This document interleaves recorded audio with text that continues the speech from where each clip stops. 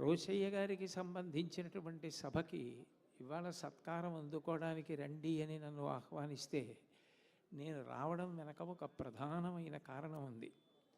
నేను ఈ ధర్మ ప్రచారం నిమిత్తం అనేకమైన ఒకప్పుడు చెన్నైలో ధర్మ ప్రచారం కోసం కొన్ని సభల్లో మాట్లాడడం కోసం వెళ్ళడం జరిగింది. అప్పుడు తమిళనాడు గవర్నర్గా ఉన్నారు రోషయ్య గారు. నాకు వారితో ప్రత్యక్షమైనటువంటి అనుబంధం లేదు, వారంటే నాకు గౌరవం ఉందంతే. కానీ వారు నాకు కబురు చేశారు, మీరు ఈ ఊరు వచ్చి ప్రవచనాలు చేస్తున్నారట, మీరు ఒక్కసారి రాజ్భవన్కి వచ్చి మా యొక్క ఆతిథ్యాన్ని తీసుకుని వెళ్ళవలసింది అని. రాష్ట్రానికి గవర్నరు అంటే ఆ రాష్ట్రానికి అధినేత, ఆయన మర్యాద, ఆయన ఆహ్వానాన్ని మన్నించడం నా ధర్మంగా భావించి తప్పకుండా వస్తానండి, ఎన్ని గంటలకు రావాలి అని అడిగాను. మీ కార్యక్రమాలు ఎలా ఉన్నాయి అని అడిగారు. నాకు ఇదిగో ఇట్లా ఇట్లా కార్యక్రమాలు ఉన్నాయండి, ఉదయం వేళ నేను ఐఐటి చెన్నైలో మాట్లాడాలి అని చెప్పాను. అయితే మీరు ఒక పని చేయండి, ఆ ప్రవచనం అయిపోయిన తర్వాత 11 గంటలకి రాజ్భవన్కి రండి అన్నారు. నేను రాజ్భవన్కి వెళ్ళినప్పుడు నిజానికి ఒక గవర్నర్ బయటికి వచ్చి స్వాగతం పలకవలసిన అవసరం ఆయనకేం లేదు. నేనేం మహావిద్వాంసుణ్ణి కాదు, నేనేం పెద్ద పండితుణ్ణి కాదు. ధర్మం పట్ల నాకున్న అనురక్తి కొద్దీ ధర్మ ప్రచారం చేస్తున్నానంతే. ఆయన చూపించిన మర్యాద నా జీవితంలో ఎప్పుడూ మర్చిపోను.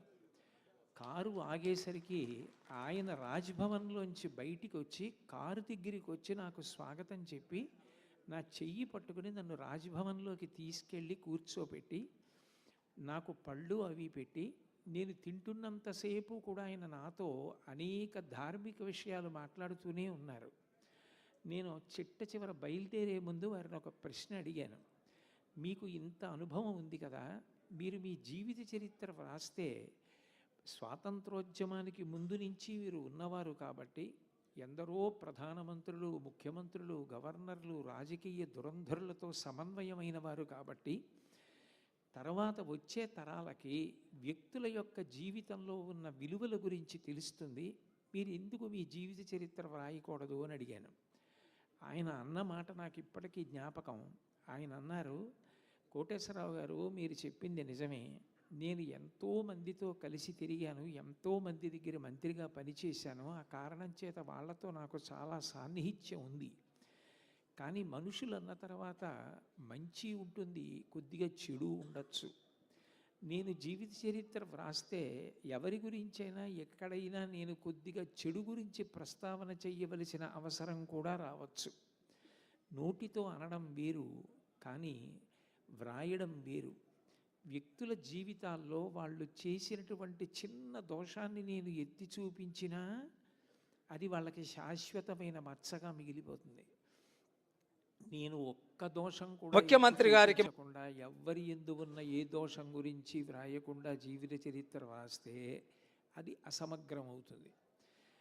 అందుకే నేను నా జీవిత చరిత్ర వ్రాయడానికి ఇష్టపడలేదండి అన్నారు. ఆయన సంస్కారానికి నేను ఆశ్చర్యపోయాను. ఇతరుల మనసుకి బాధ కలగకూడదని, అంతమంది గురించి తెలిసున్న ఏ ఒక్కరి గురించి కించిత్ కూడా చెడు చెప్పకూడదని ఆయన పాటించిన నిబద్ధత నాకు ఎంతో ఆశ్చర్యాన్ని, ఆనందాన్ని కల్పించాయి. అంత మంచి వ్యక్తిత్వం ఉన్నటువంటి వ్యక్తి రోషయ్య గారు. ఆయన పరిపాలన వైశిష్ట్యం గురించి, ఆయనకున్నటువంటి శాసనసభ వ్యవహారాల మీద పట్టు గురించి అందరికీ తెలుసు. పైగా విశేషించి సమకాలీనంలో ఆయనతో కలిసి తిరిగినటువంటి పెద్దలు కేవీపీ రామచంద్రరావు గారు లాంటి వారు వేదిక మీద ఉన్నారు. నేను అవి ప్రస్తావన చెయ్యక్కర్లేదు, కానీ ఒక్క విషయాన్ని ప్రస్తావన చేసిన ప్రసంగాన్ని పూర్తి చేస్తాను. రామాయణంలో ఒక శ్లోకం ఉంది, కచ్చిదాశాస్తి దేవానాం ప్రసాదం పార్థివాత్మజ కచ్చిత్ పురుషకారంచ దైవంచ ప్రతిపద్యతే అంటారు. మనిషి తన వంతు ప్రయత్నం తాను చెయ్యాలి. తన ప్రయత్నంతో పాటుగా భగవంతుని యొక్క అనుగ్రహం కూడా కలిసి రావాలి. ఎంత కుండడు పాలైనా ఒక్క చెంచాడు పెరుగు కలవకపోతే తోడుకోవు. ఈశ్వరానుగ్రహం కలిసి రాకపోతే ఎంత పురుష ప్రయత్నమూ ఫలించదు.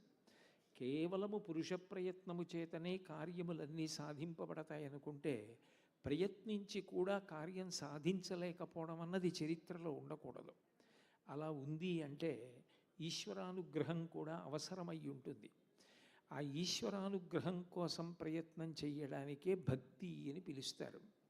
అటువంటి భక్తి విషయంలో రోషేగాలు నిలువెత్తు నిదర్శనం. దానికి నేను మీకు ఒక ఉదాహరణ చెప్తాను. నేను ఇప్పుడు ఆయన పరిపాలన చేస్తుండగా సెక్రటేరియట్కి వెళ్ళడం కానీ, అక్కడ ఉన్న అధికారులతో సమన్వయం నేను ప్రత్యక్షంగా అవడం కానీ నాకు అవకాశం ఉండేది అవసరం కాదు. కానీ పెద్దలు ఎల్వి సుబ్రహ్మణ్యం గారు నాతో ఒకసారి ఒక విషయం ప్రస్తావన చేసి నన్ను తీసుకెళ్ళి చూపించారు. అప్పుడు నేను ఆశ్చర్యపోయాను. ఒకప్పుడు నేను శ్రీశైలంలో ప్రసంగాలు చేయడం కోసం వెళ్ళా భాగవతం మీద. అప్పుడు అక్కడికి ఎల్వి సుబ్రహ్మణ్యం గారు కూడా వచ్చారు. ఎల్వి సుబ్రహ్మణ్యం గారు మీకు అందరికీ తెలుసు, తిరుపతి దేవస్థానాలకి కార్యనిర్వహణాధికారిగా, ఆంధ్రప్రదేశ్ ప్రభుత్వానికి ప్రధాన కార్యదర్శిగా ఎన్నో పదవులు నిర్వహించినటువంటి వ్యక్తి. ఆయన నాతో సన్నిహితంగా ఉంటారు. వారు నాతో మాట్లాడుతూ శ్రీశైలంలో ఏమేమి చూశారు అని అడిగారు. ఈసారి వచ్చినప్పుడు ఇదిగో ఇవి దర్శనం చేశాను అని చెప్పాను. మీకు నేను ఇక్కడ ఒక ఆశ్చర్యకరమైన విషయాన్ని చూపిస్తాను, రేపు పొద్దున్న వెడదామా అన్నారు. తప్పకుండా వెడదాం, ఏమిటి ఆ విషయం అని అడిగాను. మీకు తీసుకెళ్ళిన తర్వాత చూపించి నేను చెప్తానని అన్నారు. సరే, ఇద్దరం బయలుదేరి వెళ్ళాం. ఒక నిర్మానుష్యమైనటువంటి ప్రదేశంలో కొండమించి అక్కడి నుంచి చూస్తే స్వామివారు శ్రీశైలం ఆనకట్ట వంక చూస్తున్నట్టుగా ఉన్నటువంటి ఒక మూర్తిని చూపించారు నాకు. అది వీరభద్రస్వామి వారి యొక్క మూర్తి. ఏమిటండి ఇది, దీని కథ ఏమిటని అడిగాను. నేను ఎప్పుడు శ్రీశైల చరిత్రలో ఇక్కడ ఇటువంటి మూర్తి ఉందని చదవలేదు. ఇంత పెద్ద మూర్తి, ధ్యాన శ్లోకం అవి ఉన్నాయి, ఇది ఏమిటి అని అడిగాను. అడిగితే ఆయన అప్పుడు నాకు ఒక విషయం చెప్పారు. రోషయ్య గారు ముఖ్యమంత్రిగా పదవీ ప్రమాణ స్వీకారం చేసినటువంటి అతి కొద్ది కాలంలోనే కృష్ణానదికి, తుంగభద్రకి రెండింటికి కూడా కని విని ఎరుగనటువంటి వరద వచ్చిందండి. అంత వరద వచ్చినప్పుడు సెక్రటేరియట్లో సీనియర్ ఐఏఎస్ ఆఫీసర్స్ అందరినీ కూర్చోపెట్టి సమావేశం ఏర్పాటు చేశారు. అప్పుడు నేను ప్రిన్సిపల్ సెక్రటరీ వైద్య ఆరోగ్య శాఖ చూస్తున్నాను, రమాకాంతరెడ్డి గారి చీఫ్ సెక్రటరీ, టక్కర్ గారు ముఖ్యమైనటువంటి ఇరిగేషన్కి సంబంధించిన అధికారిగా ఉన్నారు.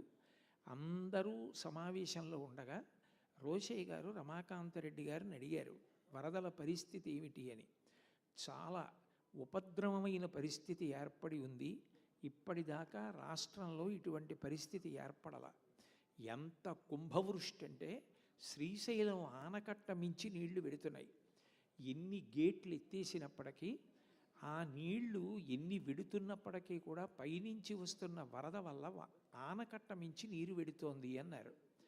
అంటే ఆయన టక్కర్ గారిని అడిగారట రోషయ్య గారు, ఇలా వెడితే ఏమవుతుంది అని అడిగారు. అడిగితే ఆ టక్కర్ గారు అన్నారు, ఇంత నీరు ఆనకట్ట మించి వెడితే ఆ నీటి బరువుకి, ఆ నీటి ప్రవాహ వేగానికి ఇవాళ రాత్రి ఆనకట్ట పగిలిపోవచ్చు.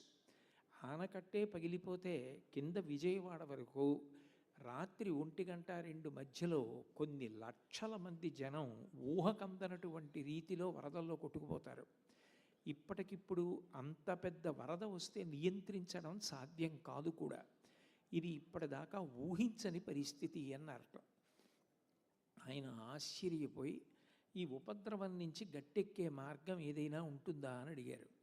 అడిగితే అప్పుడు ఎల్వి సుబ్రహ్మణ్యం గారు పక్కకెళ్ళి విశాఖపట్నంలో కందుకూరి శివానందమూర్తి గారు, మహాపురుషుడు, మీ అందరికీ తెలుసు, అటువంటి శివానందమూర్తి గారికి ఫోన్ చేస్తే వారు కొంతసేపు ధ్యానం చేసి ఏమీ అవదు, మల్లికార్జున స్వామి కరుణామూర్తి, ఈ నీళ్ళన్నీ ఎక్కడికి వెళ్ళాయన్నది కూడా అంతుపట్టని రీతిలో ఆనకట్ట నిలబడి రాష్ట్రం ప్రశాంతంగా ఉంటుంది, బెంగ పెట్టుకోవద్దని చెప్పానని రోషయ్య గారికి చెప్పండి అని చెప్పారట. ఆ రాత్రి ఏ క్షణంలో ఏం జరుగుతుందో ఇంటికి వెళ్ళి పడుకుంటే తను వెంటనే అధికారులకి చెప్పడానికి అవకాశం కుదురుతుందో కుదరదోనని రోషయ్య గారు, రమాకాంతరెడ్డి గారు, టక్కర్ గారు వాళ్ళు సెక్రటేరియట్లోనే పడుకున్నారట. మరునాడు ఉదయానికి ఏ ఉపద్రవం లేకుండా ఆనకట్ట అట్లాగే నిలబడింది. కృష్ణానదిలో నీరు సముద్రంలోకి వెళ్ళిపోయింది. మళ్ళీ సమావేశం ఏర్పాటు చేసి మర్నాడు సమీక్ష చేసినప్పుడు ఇది నిజంగా ఆశ్చర్యకరమైన విషయం అండి. ఇంత వరద ఇన్ని గంటల పాటు వెళ్ళినా కూడా ఆనకట్ట చెక్కు చెదరకుండా నిలబడి ఉంది. ఎక్కడ ప్రాణ నష్టం విశేషంగా జరగకుండా రక్షింపబడ్డామంటే ఎక్కడో ఈశ్వరుడు కరుణ చూపించాడు అని అంటే, ఆయన తర్వాత శివానందమూర్తి గారిని సలహా అడగమని, అక్కడ ఉన్నటువంటి ఆనకట్టని ఎప్పుడూ కూడా పరమేశ్వరుడు కరుణాదృష్టితో చూస్తూ ఉండాలి. అట్లా ఆయన చూస్తూ ఉంటే ఎట్టి పరిస్థితులలోనూ ఆనకట్ట మించి ఏ ఉపద్రవంగా వర్షాలు పడి నీరు వెళ్ళినా ఆనకట్ట దెబ్బ తినదు. కాబట్టి అట్లాంటి ప్రదేశాన్ని చూసి శివదృష్టి పడేటట్టుగా మూర్తిని ప్రతిష్ఠ చేయమని చెప్తే, అప్పుడు తెలుగు యూనివర్సిటీ వాళ్ళ స్వాధీనంలో ఉన్నటువంటి ఒక ప్రాంతం, అక్కడ నుంచి చూస్తే తిన్నగా ఆనకట్ట కనపడుతుంది. ఆ భూమిని రోషయ్య గారు శ్రీశైల దేవస్థానానికి ఇప్పించి శ్రీశైల దేవస్థానం చేత వీరభద్రమూర్తిని ప్రతిష్ఠ చేయించారండి. అందరికీ కనపడే రోషయ్య గారు ఒక గొప్ప పరిపాలనా దురంధరుడు, గొప్ప వాక్చతురుడు, శాసనసభా వ్యవహారాలలో ఆరితేరిన వ్యక్తి. ప్రజాధనం 1 రూపాయి ఖర్చు పెడితే 100 రూపాయల ప్రయోజనం సిద్ధించేటట్టుగా ఆలోచించగలిగినటువంటి దూరదృష్టి కలిగినటువంటి వ్యక్తి. ఇన్ని ఉన్నప్పటికీ ఎవ్వరికీ తెలియని కోణం ఏమిటంటే ఆయన అంత భక్తి తత్పరులు. మన ప్రజ్ఞ ఎంత ఉన్నప్పటికీ వెనక భగవంతుని కటాక్షం కూడా ఉండాలి అని ప్రబలంగా విశ్వసించిన వ్యక్తి అండి. శివానందమూర్తి గారు చెప్పారు అని, భవిష్యత్తులో ఎప్పుడూ ఇటువంటి ఉపద్రవాలు జరగకూడదని, ఎవరు ముఖ్యమంత్రిగా ఉన్నారు అన్నదానికన్నా ప్రజలు క్షేమంగా ఉండడం ప్రధానం కాబట్టి అటువంటి మూర్తిని ప్రతిష్ఠ చెయ్యమని వారు చొరవ తీసుకొని ప్రతిష్ఠ చేశారు. అది ఈ మూర్తి. మీరు చూడండి, ఇక్కడి నుంచి చూస్తే ఈ మూర్తి తిన్నగా శ్రీశైలం ఆనకట్టని చూస్తున్నారు ఈ స్వామి అని నాకు ఎల్వి సుబ్రహ్మణ్యం గారు తీసుకెళ్ళి చూపిస్తే నేను ఆశ్చర్యపోయాను. తరువాతి కాలంలో నేనేమీ అంత గొప్ప వ్యక్తిని కాను, అంత గొప్ప విద్వాంసుండేం కాను. భగవంతుడిచ్చినటువంటి వాక్కు నలుగురికి పంచిపెట్టి ధర్మం గురించి ప్రచారం చెయ్యగలిగితే మా అమ్మ కష్టపడి కన్నందుకు మా అమ్మ పడ్డ ప్రసవ వేదన ఉపశాంతి పొందుతుందని నమ్మినటువంటి వ్యక్తిని, అంతే, అంతవరకే. అయినా నా బోటి ఒక సామాన్యుడు చెన్నై ప్రసంగానికి వెడితే అంత ఆదరించి ఆహ్వానించి రాజ్భవన్ బయటికి కారు దగ్గరికి వచ్చి నేను కారు దిగుతుంటే చెయ్యి పట్టుకుని లోపలికి తీసుకెళ్ళి కూర్చోపెట్టి నాకు పళ్ళు పెట్టి నాతో మాట్లాడి అంత ప్రేమ చూపించిన రోషయ్య గారు ఏ లోకంలో ఉన్న మహానుభావుడు. ఆయన పేరు మీద జరుగుతున్న సభలో మీరు సత్కారం అందుకోండి అని అడిగితే నేను రాను అంటే కృతజ్ఞుణ్ణైపోతాను. ఆయనతో నాకు ఇటువంటి అనుబంధం ఉంది. ఎవరికీ తెలియని విషయంగా ఆయన యందు అంత భగవద్భక్తి ఉంది. పెద్దలని అంత గౌరవించిన వ్యక్తి అయిన శివానందమూర్తి గారిని అంత గౌరవించి కృతజ్ఞతలు చెప్పినటువంటి వ్యక్తి. అటువంటి వారి గురించి చెప్పిన వారు సామాన్యులు కారు ఎల్వి సుబ్రహ్మణ్యం గారు. పైగా మూర్తిని నాకు చూపించారు. అటువంటి వ్యక్తి సభకి నేను వస్తే ఏ లోకంలో ఉన్నా వారు చాలా సంతోషిస్తారని ఇవాళ నేను రావడం జరిగింది తప్ప, నిజానికి రోషయ్య గారు లాంటి పరిపాలనా దురంధరుడు, ప్రజా సంక్షేమం గురించి నిరంతరం ఆలోచించగలిగిన వ్యక్తి, 1 రూపాయి ఖర్చు పెడితే అది వాళ్ళ జీవితాలలో అమృతాన్ని ఒలికిస్తుందని నమ్మగలిగే అంత జాగ్రత్తగా ఒక బాధ్యత కలిగిన ఇల్లాలు ఎలా ఖర్చు పెడుతుందో ఆర్థిక శాఖ మంత్రిగా అలా రాష్ట్రంలో డబ్బు ఖర్చు పెట్టి ఆదాయ వనరులు వృధా కాకుండా సమీకరించి నిల్వ చేసి రాష్ట్రాన్ని సుసంపన్నం చేసి యావత్ భారతంలోనే ఇటువంటి ఆర్థిక మంత్రి ఎవరు అని అనిపించుకున్నటువంటి మహా గొప్ప పరిపాలనా దురంధరుడు రోషయ్య గారంటే ఆయన హాస్యం ఆడగలరు, గంభీర ప్రసంగం చెయ్యగలరు. ఆయన మాట్లాడినటువంటి మాటలు ఇప్పటికీ కూడా యూట్యూబ్లో కనపడుతుంటాయి. ఎంత ధైర్యంగా, ఎంత అలవోకగా మాట్లాడతారో. ఎక్కడ మాట్లాడినప్పుడు అక్కడ మాట్లాడినా అందరి వ్యక్తుల పట్ల ఆయన ఎంత స్నేహశీలత కలిగిన వారో ఆయన గురించి ఎవరు మాట్లాడినా అట్లా మాట్లాడతారు అంటే ఎంత భక్తి తత్పరులో అర్థమవుతుంది. ఆ తర్వాతి కాలంలో హైదరాబాద్లో నేను ఒకసారి వెంకటేశ్వర స్వామి వారి సభలో మాట్లాడవలసి వస్తే దేవాలయంలో సభలో మాట్లాడుతున్నప్పుడు రోషయ్య గారు కూడా సభకి వచ్చారు. అప్పటికే పాపం చాలా కష్టపడుతున్నారు నడిచి రావడానికి. నేను రాలేకపోతున్నాను కానండి, ఏడుకొండలవాడు మహానుభావుడు, ఆయనకి ఈ కొత్త గుడి నిర్మాణం చేశారు, నన్ను రమ్మంటే రాలేను అని అనలేక వచ్చానండి అని అంత ఆ పరిస్థితుల్లో కూడా నేను కనపడితే దగ్గరికి వచ్చి ఎంత ప్రేమో, 2 చేతులు పట్టుకుని అంత ప్రేమగా మాట్లాడి, మీరు ఆరోగ్యంగా ఉన్నారా, కుశలంగా ఉన్నారా, మీ వాళ్ళందరూ బాగున్నారా, అంత ప్రేమతో మాట్లాడగలిగిన వ్యక్తి. నిజంగా రాజకీయాల్లో అంత గొప్ప స్థానాన్ని, అంత ప్రేమని పంచిపెట్టి అంత గొప్ప విలువలు సంతరించుకున్న వ్యక్తి. అన్నిటినీ మించి నాకు ఆయనలో చాలా ఇష్టమైన ఇంకొక కోణం ఆ పంచకట్టు, ఆయన వేసుకునే ఖద్దరు ఉత్తరీయం, భుజం మించది జారిపోకుండా ఎంత ఆవేశంగానైనా ఆయన మాట్లాడగలరు. ఎప్పుడూ పంచకట్టు లేకుండా ఆయన కనపడలేదు. ఆనాడు ఘంటసాల వెంకటేశ్వరరావు గారు, అక్కినేని నాగేశ్వరరావు గారు, ఎన్టీ రామారావు గారు, వైఎస్ రాజశేఖర రెడ్డి గారు, నాకు రాజకీయాలతో ఏమీ సంబంధం లేదు సుమండి, నాకు వ్యక్తులలో ఉన్న విలువలతో సంబంధం అంతే. వాళ్ళందరూ ఆనాడు అలా తెలుగు కట్టేవారు. అలా ఆ పంచకట్టుతో ఎప్పుడూ కనపడిన వ్యక్తులలో రోషయ్య గారు ఒకరు.